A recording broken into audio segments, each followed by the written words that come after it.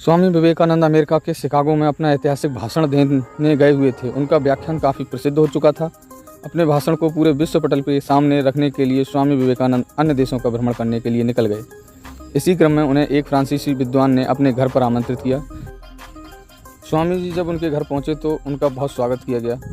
स्वामी जी के लिए अच्छे भोजन का प्रबंध किया गया। विदेश में इस तरह का भोजन बड़े सौभाग्य की बात होती है। भोजन करने के उपरांत वेद और वेदांत और धर्म की रचनाओं पर बात चलने लगी। स्वामी जी ने वहाँ एक मोटी पुस्तक देखी।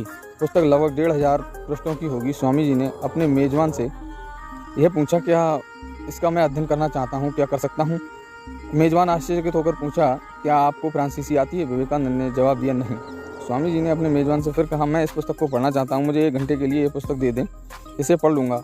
अब उन सज्जन को थोड़ा झटका सा लगा और उन्होंने थोड़े खींचते हुए कहा कि स्वामी जी, ये पुस्तक मैं पिछले 1 महीने से पढ़ रहा हूँ और अभी आधी ही पढ़ पाया हूँ। स्वामी जी ने कहा, आप मुझे पुस्तक को दें।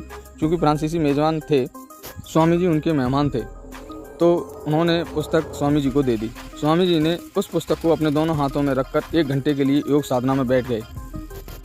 जैसे ही 1 घंटा बीता, फ्रांसीसी विद्वान कमरे में आ पहुँचे। आते ही उन्होंने स्वामी विवेकानंद से प्रश्न पूछा, आपने अध्ययन कर लिया स्वामी जी? स्वामी जी ने कहा, अवश्य। मेजबान ने कहा, मजाक ना करें स्वामी जी।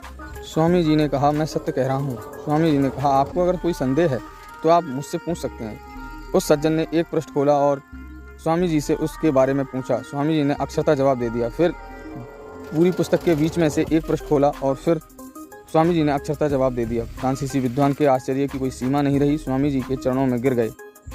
उस विद्वान ने स्वामी जैसा व्यक्ति आज तक पृथ्वी पर नहीं देखा था। इसलिए कहा जाता है, किसी का आकलन जल्दबाजी में नहीं करना चाहिए। जो काम आपसे नहीं हो पाए, ऐसा नहीं कि कोई दूसरे ना कर पाए, इसलिए किसी को कम नहीं आंकें।